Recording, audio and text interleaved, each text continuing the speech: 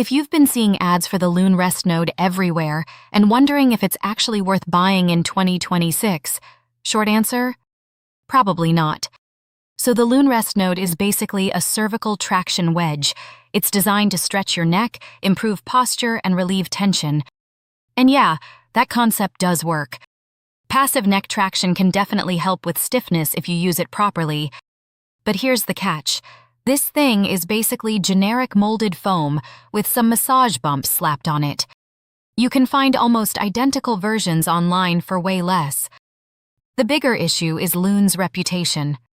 A lot of buyers report slow shipping, poor customer support, and refund problems, which is never a good sign when you're spending premium money on what's essentially a white label product.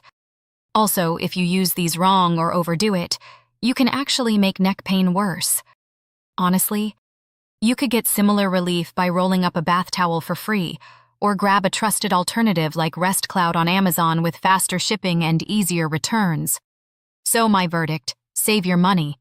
And if your neck pain is serious, go see a physio instead of trusting viral TikTok gadgets.